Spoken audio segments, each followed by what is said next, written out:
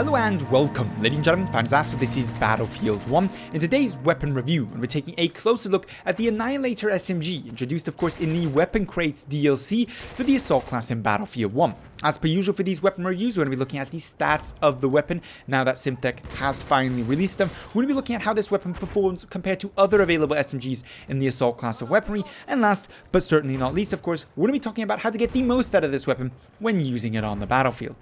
Jumping straight in with these stats then, with a maximum damage of 30, a minimum damage of 15, as well as a very high fire rate at 830 rounds per minute, this weapon packs a serious punch, especially in close quarter, where it's able to get a 4-shot kill, relatively typical for all SMGs, all the way out to 12 meters.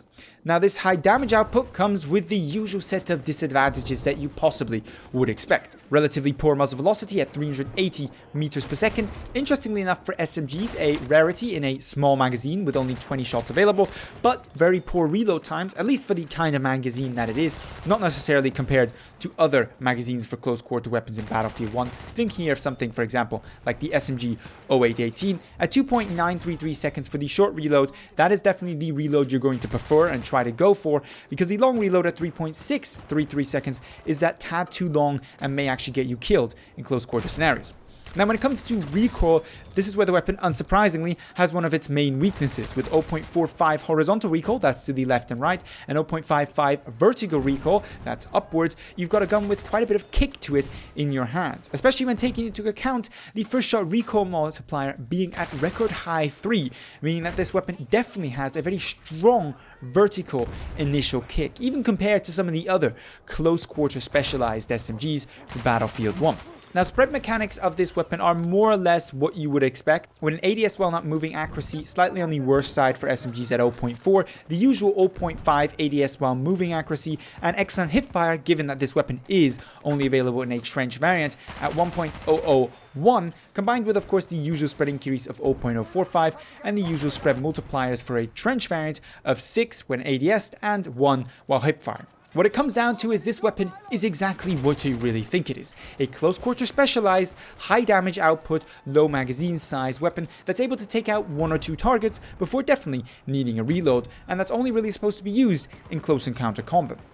But speaking a little bit, and having already hinted a little bit at the availability of other close quarter orientated SMGs, how do those SMGs necessarily compare to the Annihilator, or rather, how does the Annihilator compare to them? Well, when it comes to damage output, it's more or less king of the hill. The only one that can beat it in the SMG category of weapon is the Machine Pistole. Technically, not strictly actually an SMG. It's got more damage output or faster time to kill than the SMG 0818 and even the Automatico, and does that with good reason, because it simply has the higher fire rate, or versus the Automatico, the more beneficial damage model. Compared to the SMG 0818, however, it has a lower magazine size. That's its main disadvantage versus it, which I consider personally to be its main rival. But it's got better horizontal recoil, although slightly worse vertical recoil, but most importantly in my opinion, versus the SMG 0818, it is a trench variant. The Annihilator only comes in a trench variant, unless of course you talk about the newly introduced version of the weapon, which is called differently but essentially the same, that we got as pre-order bonus for ordering Battlefield 5.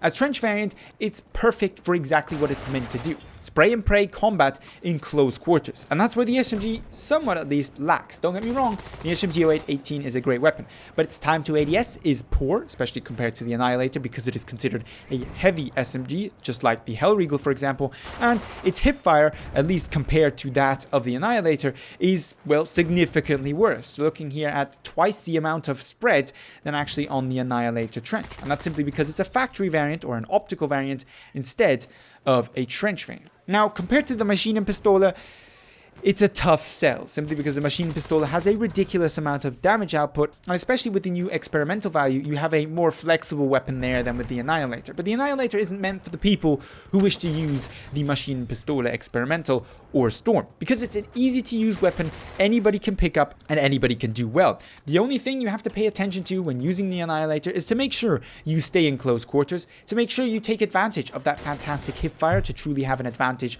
over your enemies, and lastly, make sure you don't get into 3-on-1s too often, because realistically, in most situations, you should try to limit yourself to 2 targets before reloading, and that reload will actually take close to 3 seconds each time, possibly more if you actually end up firing all your bullets.